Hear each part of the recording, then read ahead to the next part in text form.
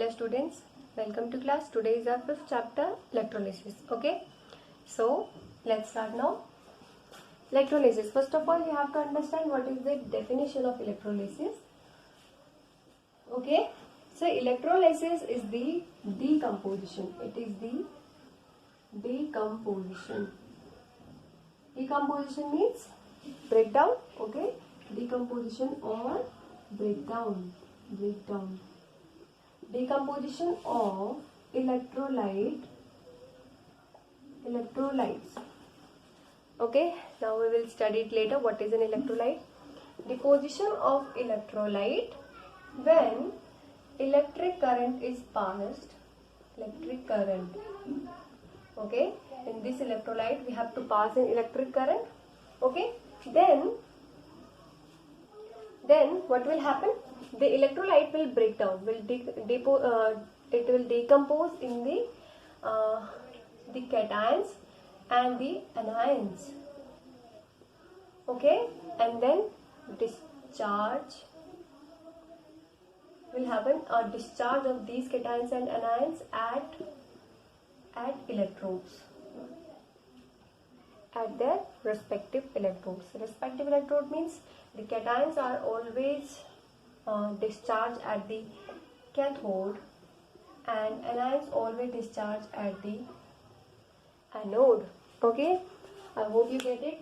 Electrolysis is the process in which the electrolyte decompose when electric current is passed. Okay, and then it lead especially in the aqueous or molten state, not in the solid state, aqueous or molten. Molten means if you melt the electrolyte, okay, and if you make solution with water, it will be aqueous solution. Okay, so then then discharge of ions will happen at the electrodes. Okay, so this is the definition of electrolysis. Now you have to understand what is electrolyte. Electrolytes. See, electrolytes are those compounds, those chemical compounds, okay, which conduct electricity. Okay, which conduct electricity. Especially they will be ionic compounds. Okay, we study this thing in the chapter chemical bonding, the electrovalent and covalent bonding. Okay, if you can memorize, remember the difference between covalent and electrovalent bond. Electrovalent compound, they having the ions, okay, and covalent they having the molecules. Ions are responsible for conducting the electricity. So electrolytes are those compounds, those chemical compounds which conduct electricity. Okay, which conduct electricity. They are mostly ionic compounds. For example, NaCl. For example, KCl. If you will break down it, it will break down into K positive, Cl negative. Na positive, Cl negative. KOH, K positive, OH negative. NaOH, Na positive, OH negative. Okay. So these are some ionic compounds. Okay. And another thing is non-electrolyte. Non-electrolyte means those which cannot pass the electricity by them. Okay, just opposite to this, chemical compound which cannot conduct electricity, they are covalent compounds. And for example, pure water.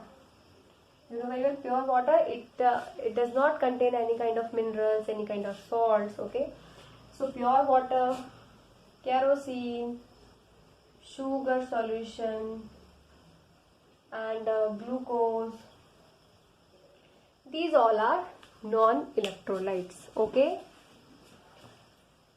so electrolytes will be used in this process of electrolysis. Okay, now electrolytes. What about electrolytes? We have done electrolytes. There are now two types of electrolytes. Okay, one is strong electrolyte and another one is weak electrolyte. Okay, strong electrolyte and weak electrolyte. Now they both will contain ionic compounds. Okay, but the strong electrolyte will be the compounds which dissociates completely. When electricity passes to it, it dissociates completely. Okay, for example, NaCl. It dissociates into Na positive and Cl negative completely. If you have 50 molecules of Na positive NaCl, then you will get 50 Na and you will get 50 Cl. Okay, so it get completely dissociated. Then it will the all 50 Na and all 50 Cl will conduct the electricity. Okay, so the strong electrolytes are those which conduct large amount of electricity. Okay, which conduct large amount of electricity. And what about the weak electrolytes? In weak electrolytes, there will be compounds which do not dissociate completely. It partially dissociates. Partially dissociate. For say acetic acid, you have CH3COOH. It will break down into CH3COO negative plus H positive. Okay, if you have 50 molecules of CH3COOH, there will be only hardly 3 to 4, 3 H positive and 3 CH3COO negative, plus other remaining 47 molecules of CH3COOH will remain same. Okay, okay. Always remember the number of cations will always equal to number of anions. Okay, if there are 3 molecules of CH3CO, you have anions, then you have 3 cations. Okay, and the other will be molecules in the molecule form, and it will not conduct electricity. Okay, only these particles will conduct electricity, so it conducts very less amount of electricity. Very less amount of electricity. So this is the basic difference between strong electrolyte and weak electrolyte. Okay, first of all, it dissociates completely, it dissociates partially. Okay, it conducts large amount of electricity, it conducts very less amount of electricity. Okay, in this the examples will be all strong acids, strong bases, salts. Okay, all will be strong, all will be electrolytes. Okay, strong electrolytes. And in weak there will be organic acids. Organic acids. For example, carbonic acid, acetic acid, oxalic acid, formic acid. Okay, these all are the organic acids. And the weak bases. The weak bases. Weak base, for example, NH4OH, ammonium hydroxide. Okay, so this was the about electrolyte. Okay, now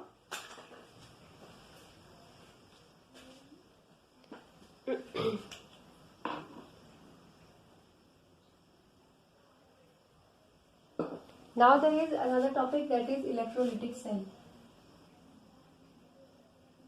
Electrolytic cell. Okay, in electrolytic cell there will be a vessel, non-conducting vessel.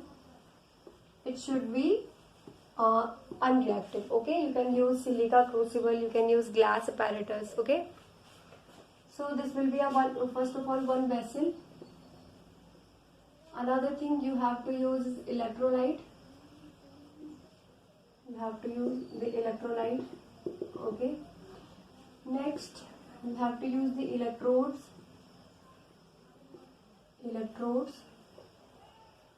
Then you have to connect it with a battery. Okay, with a battery. One side you will the positive and one side the negative end. Okay. Now, see what will happen here. Okay, there is electrodes. Electricity will pass now from here. Okay.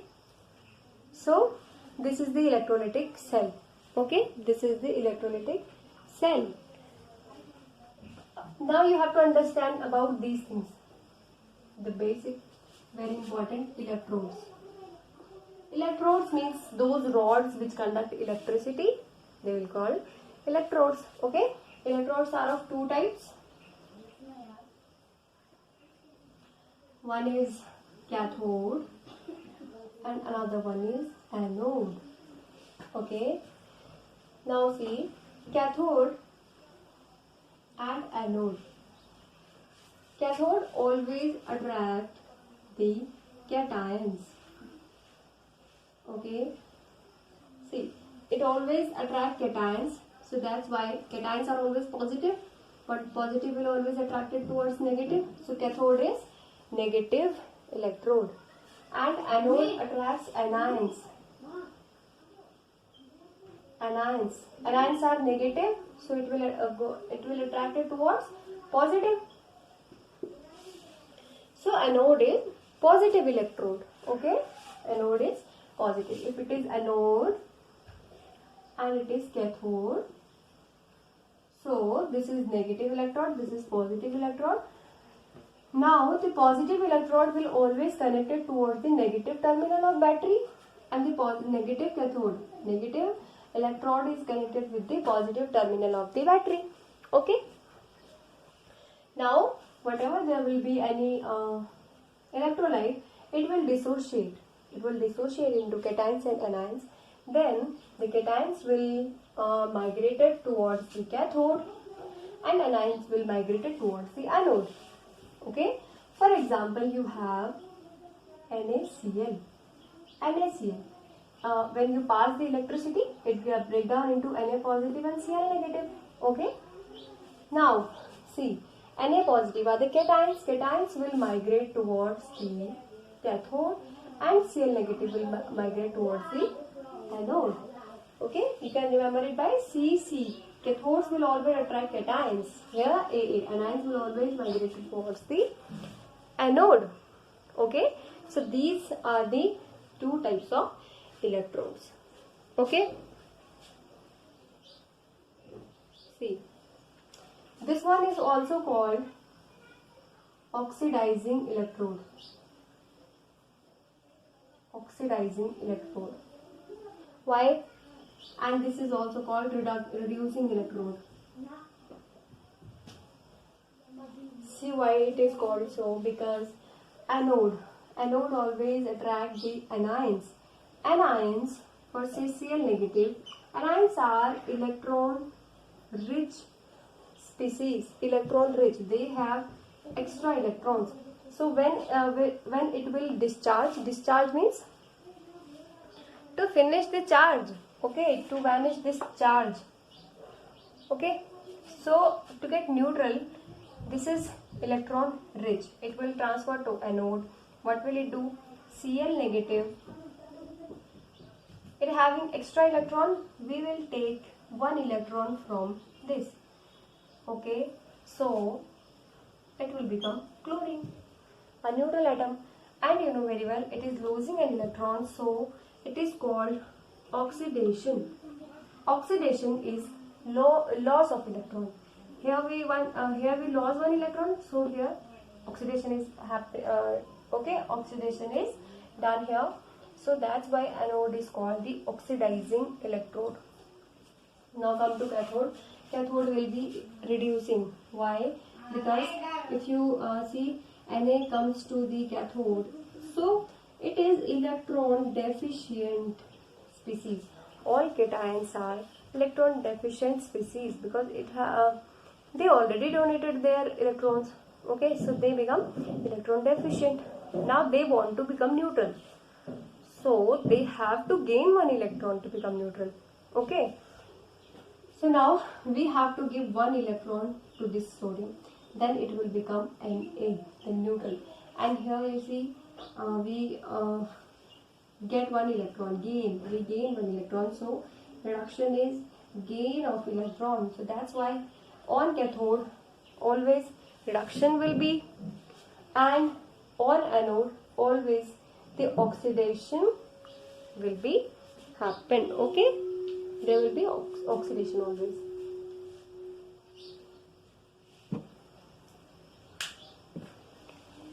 Okay,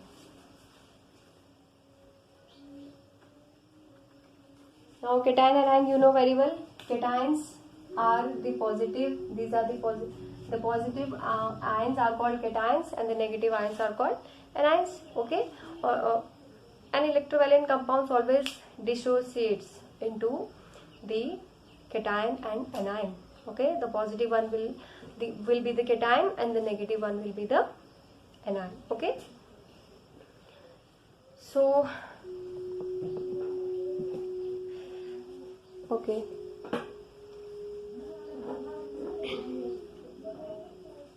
So this is the basic. These are the basic things regarding the electrolysis. Okay.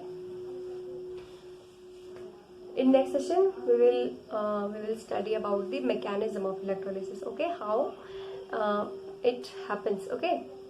So this much is done for today. Thank you.